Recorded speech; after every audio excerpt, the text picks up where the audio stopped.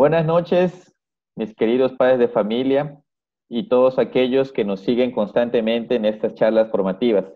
Es un gusto volvernos a encontrar nuevamente y esta vez acompañado de dos personas muy importantes también en la Escuela de Padres, que es la profesora Malena y nuestra querida amiga Lourdes, que siempre han estado muy, pero muy cerca cuando la situación todavía no está caótica como la que está ahora.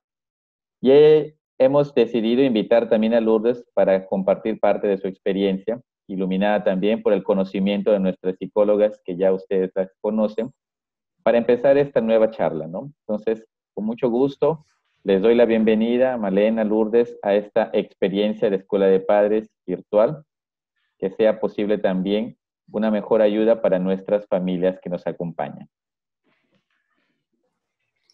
Listo. Buenas noches, padres de familia. Buenas noches, padre Pedro, Male, Lourdes.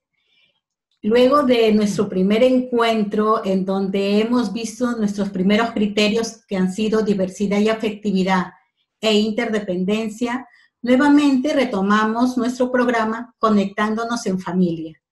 Como les mencioné en el primer tema, lo que vamos a hacer es recordarles aquellas pautas que son necesarias tener presentes para un mejor trabajo. Tenemos que tener presente que no nos vamos a frustrar, no nos vamos a angustiar si es que vemos que nuestro sistema familiar no es el adecuado, ¿no? O de repente falta algún elemento más para que poderlo considerar como un clima saludable, ¿sí? Por lo tanto, entonces vamos a empezar con estas orientaciones. Paqui. Muy bien, muy buenas noches. Bienvenidos a todos a Conectándonos en Familia. Quiero que sepan que todas las personas que estamos aquí reunidas lo hacemos con mucho cariño y tratando de ayudarlos, y ustedes también nos ayuden en esta formación de ser mejores personas y ahora también mejores papás. Muy bien, vamos a recordar las orientaciones para el trabajo de familia. La primera es que siempre como familia debemos de ir generando nuevas estrategias para lograr ser una familia ecológica, una familia ordenada, una familia equilibrada. Muy bien. La siguiente orientación es que hay que recordar que en la familia hay una jerarquía y ello implica que cada uno desde su lugar colabora con el desarrollo de la misma. Muy bien. La tercera recomendación es que la familia es dinámica. La familia siempre debe de reciclarse. Entonces, la familia debe de ser un espacio donde haya cuidado, donde haya respeto, donde haya protección hacia todas las personas y aprender a respetar las diferencias. Exactamente. El líder familiar debe ser creativo e involucrar a todos los que integran para funcionar como un equipo. Muy bien, la quinta orientación dice que para empezar a trabajar en una familia saludable debemos dejar de echarnos la culpa, por tu culpa esto, por tu culpa lo otro, no. Eso tiene que dejarse de lado, pasar la página y volver a empezar de nuevo. Así es, entonces todos con nuestras diferencias tenemos algo que aportar en la familia. También es importante que siempre debemos de hacer un trabajo personal, un trabajo interior. Y una vez que estemos, digamos, nosotros, los adultos, más estables, más equilibrados, también podamos dar este equilibrio y esta estabilidad a cada uno de los miembros de la familia. Así es, entonces, ¿qué es lo que tenemos que hacer? Es identificar cuál de los 8 criterios es el que menos funciona en nuestra familia. Y por ello debe ser el que más tendríamos que trabajar. Muy bien, entonces vamos a empezar con los siguientes criterios, que es autonomía personal y dar para recibir. Muy bien. Cuando hablamos del tercer criterio y hablamos de autonomía personal, nos referimos a algo que todas las personas debemos alcanzar, debemos lograr. La autonomía es hacer las cosas por uno mismo, yo tengo que ir haciendo las cosas por mí mismo. ¿Para qué? Para lograr ser una persona independiente en mi pensar, en mi sentir y en mi actuar, en mi comportamiento. Pero para poder desarrollar esta autonomía personal, la persona necesita seguridad. Y esta seguridad la da lo que decíamos en el criterio anterior, en los que vimos la semana pasada. La da la afectividad y la interdependencia. Entonces, la familia tiene la gran misión de desarrollar en cada uno de los hijos, en cada una de las personas, esta autonomía personal. Es que la persona se sienta capaz de afrontar su propia vida, su existencia, sus problemas y su realidad. Cuando trabajamos bien la autonomía personal en los hijos, esos hijos van a poder desarrollar todas sus habilidades. Si uno aprende a desarrollar la autonomía en cosas pequeñas, simples, sencillas, va a ir lográndose la autonomía hacia las grandes cosas, hacia las cosas más difíciles, hacia las tareas más difíciles. Si no logramos que un niño se amarre solo los zapatos, que coma solo, no va a poder estudiar solo, no va a poder trabajar solo. Entonces, este trabajo de ir fomentando la autonomía es desde pequeños hasta que son adultos. Entonces, es como padres, ¿qué podemos hacer para fomentar esta autonomía? Berito. Muy bien, entonces, a ver, vamos tomando nota, recordemos nuestro lapicero y nuestra hojita. Primero, ¿qué es lo que le vamos a exigir y preparar lo necesario? ¿Y qué involucra esto? Algunas cosas, como por ejemplo, decidir lo que razonablemente le vamos a exigir.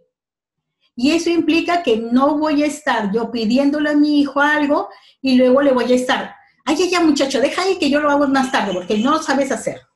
No. Entonces tengo que saber exactamente qué cosa es lo que le voy a exigir. ¿Qué más involucra esto de saber elegir? Que mi exigencia tiene que estar de acuerdo a su edad y también de acuerdo a su capacidad. No es lo mismo lo que le vamos a pedir a un joven de 12, de 15 años, de 18 años, que a un niño de 8, de 12 años, ¿no es cierto? Entonces tenemos que tener de acuerdo cuáles son sus capacidades y la edad que tiene. ¿Qué más tenemos que considerar? Que lo que le vamos a pedir hay que hacerlo siempre y en todo lugar, todos los días. ¿Por qué? Porque eso va a permitir que el niño, el joven, el adulto, forme un hábito, ¿sí? Que eso es importante. Y por último, hay que exigir todos. No es posible de que, por ejemplo, un hijo diga, ya, no, mi mamá dice que ella lo va a hacer. No, mi papá dice que él me va a ayudar más tarde. No. Entonces hay que ponernos de acuerdo en eso. Recordamos entonces, lo primero es decidir qué le vamos a pedir y prepararlo. Lo segundo es explicarle cómo lo va a hacer, ¿sí? ¿Y eso qué implica? Obviamente hay que explicarle de forma clara y con pocas palabras lo que nosotros queremos que ellos hagan. Y también hay que enseñarle con el ejemplo. Nosotros tenemos que ser el modelo. No hay que suponer o presumir de que el hijo va a saber qué cosa y cómo lo va a hacer. No, nosotros le tenemos que enseñar. Y por último, en este aspecto hay que asegurarse de que comprendió lo que le pedimos. ¿Y cómo vamos a hacer eso? Que nos explique él lo que entendió, ¿no? O hay que decir que no repita lo que nosotros le hemos dicho. Muy bien, entonces hay que decidir lo que le vamos a exigir, hay que explicar lo que tiene que hacer y cómo lo tiene que hacer. Una vez esto, hay que practicarlo, ¿sí? Y eso supone, obviamente, que hay que hacer lo que practique. Y van a haber ocasiones en que de repente no le salga tan bien, ¿no es cierto? Y bueno, hay que tener paciencia, pero hay que recordarle los pasos de cómo lo tiene que hacer. Hay que elogiar los primeros avances que tenga. Poco a poco hay que ir disminuyendo la ayuda Y luego, ¿no es cierto?, hay que comprender que todos los hijos no son iguales, que a algunos les va a costar un poco más. Y hemos visto ya en el primer bloque que hay que tener paciencia. Sí, hay que tener paciencia con los hijos. Entonces, hay que saber qué cómo vamos a elegir, hay que decirle cómo lo va a hacer, hay que practicar. Y por último, que hay que supervisar. Y cuando decimos que hay que supervisar, es que nos referimos a revisar cómo va realizando lo que nosotros le hemos encomendado, ¿no? Y también importante es elogiar y valorar su realización. Si no está bien del todo, podemos decirle que puede mejorar en algunas cosas, ¿no? Pero no le vamos a decir, está mal hecho, ¿no? No sabes hacer esto, ¿no? Más bien que muy bien, ¿no es cierto? Muy bien, lo has hecho bien. Pero mira, yo creo que aquí, mira, y le ayudamos, lo puedes hacer de esta forma, mira cómo quedó mejor, ¿no es cierto? Etcétera.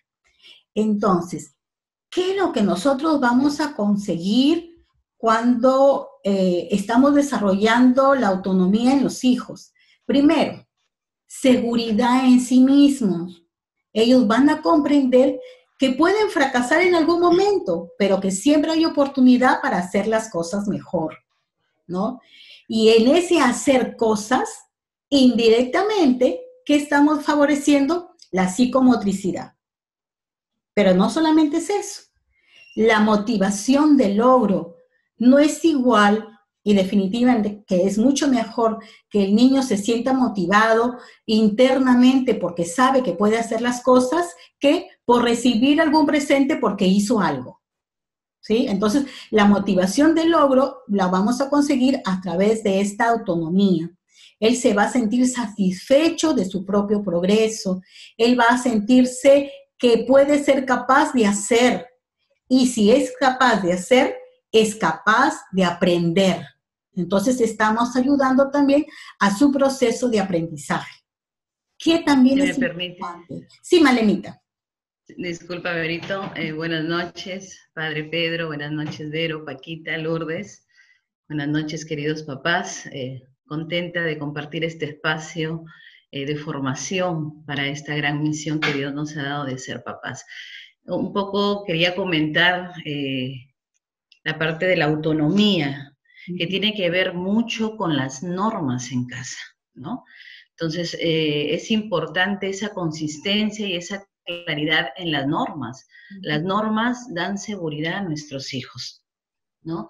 Recordaba cuando hablabas, Verónica, en Radio Programas del Perú, en un programa, en un espacio de un psicólogo de formación, que una mamá llamaba y decía que su hija no quería ir al colegio, no quería ir al colegio, ¿no? ¿Y por qué no quería ir al colegio la pequeña? Porque en el colegio se había dado cuenta que la profesora veía que a veces entre compañeritos se pegaban, se molestaban, y la profesora no hacía nada. Entonces la niña se moría de miedo porque decía, cuando a mí me hagan algo, la profesora no va a hacer nada porque no hay normas en el aula, ¿no? Entonces recordaba esta experiencia y valoraba un poco, a veces los papás no valoramos lo importante que son las normas en casa, que realmente más bien las normas no es que restringen a nuestros hijos, sino más bien les dan libertad, porque les permiten desarrollar sus capacidades y sus habilidades. Y un poco también quería aportar en el cómo, ¿no? A veces decimos, pórtate bien, ¿no? Sé ordenado, pero no les enseñamos qué significa pórtate bien. Pórtate bien quiere decir, cuando estés almorzando, siéntate bien en la silla, coge el cubierto, no te estés bajando, no te estés subiendo a la silla. Entonces, a veces los papás cometemos el error, y lo digo por experiencia, pórtate bien, hijito, pero no le digo con claridad qué es lo que tiene que hacer para que realmente él se porte bien, ¿no? Él dirá, pórtate bien, ¿qué será? Entonces, sé ordenado, pero no le enseñamos a hacer tal vez sus horarios de estudios, a clasificar su ropa, a cómo acomodar los cuartos, los dormitorios, ¿no? No seas no sea sucio, no sé, pero no le enseñamos cómo debe comer, tal vez una fruta, cómo debe manejar los cubiertos. Entonces, qué importante es dentro de las normas el no decir solamente esas expresiones que los papás creo que siempre nos vanagloriamos, ¿no? De estar repitiendo las cosas, pórtate bien, no seas malcriado, no seas irresponsable, sino lo importante de nosotros los papás de decir cómo es que tienen que hacer las cosas nuestros hijos. Exactamente. Así es, Marlita. También, buenos días, buenas noches, queridos papás, mamás. Me alegra mucho poder compartir con ustedes nuevamente nuestra experiencia en Escuela de Padres. Gracias por la invitación. Quería compartir y un poco en relación a esta primera parte sobre el tema de la autonomía, ¿no? Con relación a mi experiencia y rescatando también muchas cosas que se han dicho en la sesión anterior, ¿no? Como que todo va interrelacionándose y tiene que tomarse, o sea, no son el tema uno aislado del tema otro, ¿no? Sino todo va sumando, ¿no? A nuestra experiencia, a las cosas que podemos hacer. Yo quiero tomar toda esta primera parte que han dicho muy interesantes, Berito, Paquita, en esta parte de la autonomía con relación a este tiempo, nuevo tiempo que estamos viviendo, ¿no? En mi caso, tengo una familia, somos una familia monoparental, como ya se hablaba. Yo tengo a cargo a mis 2 hijos, entonces esta época de la pandemia, de la cuarentena, creo que para todos ha sido un cambio de 360 grados, digo yo, ¿no? Porque a todos nos afectó algo que creíamos que iba a ser muy corto, por 15 días, miren el tiempo que llevamos, ¿no? Entonces, al menos para mí, creo que todos, de una u otra medida, por el hecho que trabajamos, tenemos siempre a alguien que nos ayuda, ¿no? En casa, que está... Pero a partir de lo que se sucedió, ya esa persona quizás no va a poder, y no porque también no pueda, sino porque a veces por X razón no podemos exponer a nuestro papá, a nuestra mamá o a alguien que nos ayude, y nosotros ahí solidarios con esa situación y poner un poco más de nuestra parte, ¿no? Entonces, esa primera parte de este tiempo de la cuarentena, para mí, fue muy difícil el tránsito, ¿no? Porque toda transición entre una cosa que estás acostumbrada y que haces pasar a algo nuevo, toma su tiempo para adaptarse y es un proceso que trae conflictos muchas veces, ¿no? Y adaptación especialmente, ¿no? Yo tenía que, después de haber, ¿no?, tenido una forma y una ayuda en esa parte, ahora yo tenía que verlo todo y con el trabajo remoto, ¿no? Todas esas cosas que se dicen realmente para mí, y a veces había momentos, sinceramente, que yo perdía un poco la paciencia, ¿no? ¿Cómo poder hacer esto nuevo con mis hijos, ¿no? El tema tecnológico, el tema de cambio de horarios, cómo tenía que adecuarme para poder responder de la mejor manera como mamá, como trabajadora, como hermana, ¿no? Como todo eso, ¿no? Entonces, en el tema de la autonomía, yo creo que empecé, después de pasar el proceso un poco de adecuación, a hacer las cosas que tú un poco mencionabas últimamente, Miss Vero, ¿no? Las formas, cómo ir generando el tema de la autonomía en nuestros hijos. Yo pensaba a futuro, ¿no? Y ahorita lo sigo pensando. Yo sabía cuando ya pasaron los 15 días y veía que esto un poco se alargaba, digo, tengo que dejar preparados a mis hijos porque va a haber un momento en que yo voy a salir a trabajar. Y ahorita yo ya estoy haciendo un trabajo presencial. Entonces, ¿cómo preparo yo a mis hijos para esa nueva etapa que ya se venía, que yo sabía y que era consciente que por mi trabajo tenía que hacerlo? Entonces, con todas las medidas de seguridad, ahora siguiendo una cuarentena voluntaria, pero ¿cómo los preparaba? Entonces, una de las cosas y uno de los aspectos en que empecé a trabajar con ellos es el tema de la comida, ¿no? De la preparación de los alimentos, ¿no? Porque yo, si bien aquí era remoto, pero trataba de cumplir mis horarios de trabajo. Entonces, primero empecé yo adaptándome a tratar de hacer mis horarios y luego empecé a involucrar a mis hijos, al comienzo cuando no había mucho colegio, e involucrarlos a enseñarles, ¿no? Primero nos organizamos, de ahí enseñarles a preparar ciertas cosas en la medida de lo que ellos podían, ¿no? Yo tengo un hijo de 17 años y un hijo de 11. Entonces, yo le dije, hijitos, vamos a comenzar. Nosotros tenemos que salir y tenemos que aprender a hacer las cosas. Mis hijos, pues, por el tema de la cocina, muy poco, porque teníamos quien nos ayude en la cocina. Yo, sinceramente, también muy poco, porque siempre trabajado y tenía alguien que me ayudara. Me fastidian mis hijos. Primera vez en tu vida que has cocinado casi más de 90 días seguidos. Y yo sí, realmente es una verdad, ¿no? Entonces, comencé a enseñarles, ¿no? A Mario César, conmigo ahí en toma de broma, de afectividad, de esa parte que decía Miss Francisca, Miss Paquita, cómo con ánimo, con a Marianito que le gusta probar, cómo ahí los iba involucrando. Mario César aprendió a preparar el arroz, que ahora me ayuda eso, ¿no? A Marianito preparaba el refresco, ponía la mesa, entonces los iba adecuando.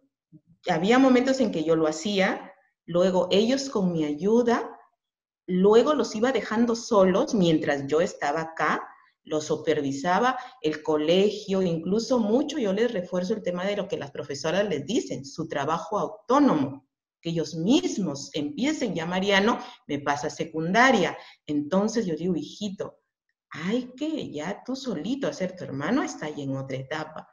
Entonces, ahora que yo ya estoy saliendo a partir de julio a trabajar, igual tengo que levantarme temprano, hacer algunas cosas del almuerzo, pero como Mario César ya aprendió a hacer el arroz, y para que ellos puedan almorzar una comida caliente, fresca, y no dejar desde la mañana, le digo, hijito, ya a la hora que tú termines del colegio, que eso se hace en 20 minutos, tú lo preparas. Y ahora él ya lo hace.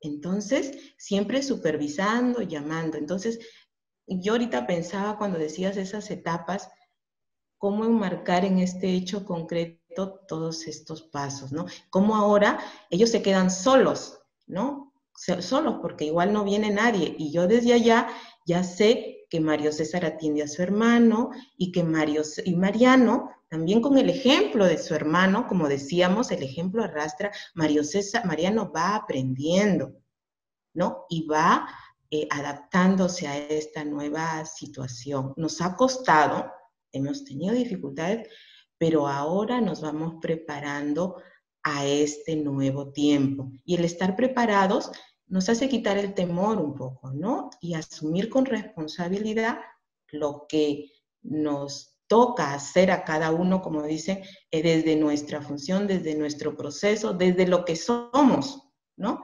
Porque los hijos son diferentes, ¿no? Un poco eso quería compartir sobre este tema. Gracias. Gracias, Lourdes, porque tu experiencia nos está haciendo validar lo que estamos diciendo, ¿no? Todo lo que la autonomía está produciendo, todo lo que la autonomía va a generar en la vida de nuestros hijos, porque cuando tú mencionas, ¿no es cierto?, que los estás haciendo responsables de algunas tareas, eso también implica de que ellos tienen que desarrollar de forma directa o indirecta su capacidad de concentración, porque tienen que hacer las cosas bien. Y lo que decía Malena también es importante, porque con esta autonomía lo que estamos desarrollando es la disciplina interna de hacer las cosas como deben de hacerse, como decía Lourdes, la buena obra. Paquita. Así es. Efectivamente, miren cómo la experiencia de ustedes como padres de alguna manera concretiza lo que estamos diciendo. ¿Cómo fomentamos la autonomía en nuestros hijos? 1, con una exigencia oportuna. 2, con explicaciones claras. 3, que los chicos hagan las cosas. Y 4, que los chicos tengan esa supervisión. Y fíjense que la autonomía es necesaria, es un factor muy importante en la personalidad de nuestros hijos. Entonces, los padres tenemos que trabajar en la autonomía personal de nuestros hijos. Debemos trabajar. Es un componente importantísimo en la personalidad, porque la persona que adquiere la autonomía personal logra la independencia a todo nivel. ¿De acuerdo? Muy bien. Entonces, la autonomía también nos ayuda a lo que decíamos en otras oportunidades, a que estemos repitiendo y repitiendo como disco rayado para que los chicos hagan cosas, hasta que nos dicen, ya mami, cállate porque me tienes cansado de lo que dices, ¿no? Entonces, si los chicos saben lo que tienen que hacer, va a ser de alguna manera mucho más agradable, mucho más sano, mucho más saludable el sistema familiar. Muy bien, entonces vamos a pasar al siguiente principio, al cuarto principio. Y como bien lo dijo Lourdes, todos estos se van conectando, ¿no? No es que uno esté aislado del otro. Y el cuarto principio es dar para recibir, o efecto boomerang, que se llama. Entonces, ¿qué pasa en el sistema de la familia? Por ser un sistema, por ser un engranaje, todo lo que uno hace tiene una consecuencia. Todo lo que uno da es lo que uno recibe. Y esto pasa al principio en la familia, pero después, nosotros que ya somos gente adulta, nos damos cuenta que esto pasa en la vida. Todo lo que uno da en la vida es lo que recibe. Todas las personas cosechamos lo que vamos sembrando. Si nosotros queremos lograr algo, no tenemos que pedirlo, primero tenemos que darlo. Si yo quiero que mi hijo hable conmigo, a ver, cuéntame qué has hecho, yo empiezo a contar, yo tengo que empezar a hablar. Yo tengo que enseñar a las personas primero dando. Y no podemos dar lo que no tenemos, así que tenemos que irlo trabajando. Si nosotros queremos que nuestros hijos nos escuchen, primero debemos escucharlos nosotros. Si nosotros queremos que nuestros hijos nos cuenten, primero debemos de empezar esos niveles de comunicación nosotros. Si nosotros queremos que nuestros hijos nos respeten, primero tenemos que empezar a respetarlos nosotros. Entonces, este efecto boomerang se da al principio en la familia y después en todo el entorno en el que nos desarrollamos. Pero hay algunas cosas que como familia tenemos que cuidar. Verónica, ¿qué tenemos que cuidar?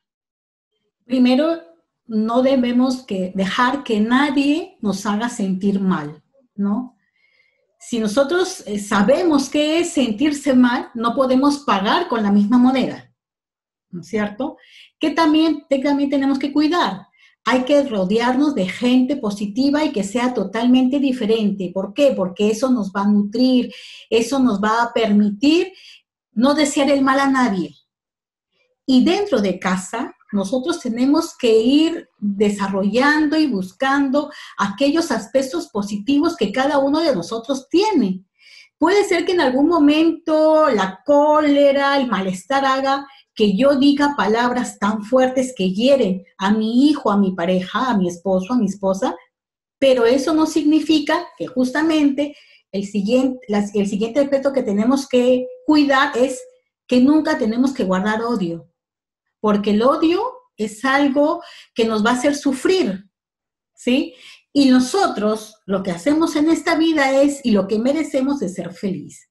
Por lo tanto, si en algún momento alguno de los miembros de la familia hacen sentir mal a alguien, pues será momento en que tengamos que reflexionar un poco sobre esto, ¿no es cierto? Y darnos cuenta de que esa actitud lo que genera es que la familia no vaya progresando, ¿no? Que la familia se estanque un poco. Entonces, ¿qué es lo que vamos a hacer? Es pensar, meditar. ¿Cuál es la mejor forma de yo expresarme hacia mi hijo, hacia mi esposo, hacia mi esposa? De tal forma, y saber, sobre todo, saber pedir perdón también. Porque con el ejemplo que nosotros demos, los hijos también van a saber a pedir perdón pero un perdón verdadero. No es el perdón de a veces los niños hacen, no, mamá, perdóname, mamá, perdona, y vuelven lo mismo, y vuelven lo mismo. ¿De quién están aprendiendo? ¿No será también de nosotros como padres que estamos dando ese ejemplo? Decimos, ya te perdono, ¿no es cierto? Y después nuevamente hacemos lo mismo. Le seguimos gritando, ¿sí? Seguimos discutiendo, no sé, esas cosas son las que tenemos que ir evaluando para poder realmente tener un ambiente adecuado, tener un ambiente en donde permanentemente haya amor, haya confianza. Y eso no quita, obviamente, de que en algunos momentos hayan algunas discusiones, porque somos personas y en esa relación también pueden haber conflictos. Pero como les decíamos la semana pasada también, no podemos irnos o no puede terminar el día sin darle solución a ese problema. Aquí. Muy bien. ¿Cuándo un ejemplo claro en el que nos damos cuenta de este dar y recibir? Yo no lo sé si a ustedes alguna vez les ha pasado y, por ejemplo, estamos con nuestros hijos, estamos un poco acalorados y yo le digo algo, subida de tono, entonces, y estoy gritando, ¿no? Y el niño o nuestros hijos nos dicen, no me grites, ¿no? Y en realidad el niño sube la voz y tú le dices, no, no me grites. Entonces él te responde y te dice, pero tú me estás gritando también. En realidad así es. Así es. Cada uno de nuestros actos, cada uno de las acciones que tenemos como padres, esas acciones son donde los hijos se miran y de alguna manera responden con lo mismo. Responden con lo mismo. Paquita, ahí solo un detalle para complementar. Yo creo que en esa parte de tensión, de conflicto, en el grito, yo he hecho algo que creo que es bueno tenerlo en cuenta, ¿no? El tema de cómo hacerlo, ¿no? Porque siempre hablamos del cómo. Cuando estamos así, ¿no? Primero serenarse, respirar. Yo creo que la estrategia de respirar es algo importante. Respirar. En nosotros, primero serenarnos respirando, de repente haciendo silencio cuando ya la cosa está un poco complicada, y luego hablar cuando ya estén serenos. Yo siempre le digo a mis hijos, yo siempre los educo para que ellos digan lo que ellos piensan a mí, yo también, ¿no? Les exijo, pero que me lo digan de buena manera. Yo le digo, hijito, todo lo que tú quieras, si no quieres, no lo puedes hacer, dímelo, pero aprende a decirlo de buena manera. Y si está mal, mejor respira, anda, descansa. De repente uno a veces responde mal porque tiene varias cosas atrás, ¿no? Entonces yo creo que ahí, no sé si Paquita de repente hay alguna otra cosa, alguna estrategia. No, yo creo, Lourdes, que lo que dices es válido. En realidad, en algún momento tal vez nos gane ese momento, pero yo creo que lo que enfatiza Lourdes es verdad. Los que tenemos que mostrar la conducta de equilibrio, los que tenemos que mostrar la conducta de serenidad, somos nosotros, los adultos. Entonces decir, aquí se acaba la conversación, más tranquilo, hablamos después. Y eso aprenden los chicos. Eso aprenden los chicos. Y eso es un tema que vamos a seguir en el siguiente criterio que se llama gestión de las emociones, que es realmente importantísimo. ¿De acuerdo? Muy bien. Bueno, yo quiero agradecer realmente, Lourdes, porque ha sido maravilloso tenerte. Muchas gracias por tu compartir, porque nos ha ayudado, como yo decía, a validar lo que estamos diciendo, ¿no, Paquita? Así es, efectivamente.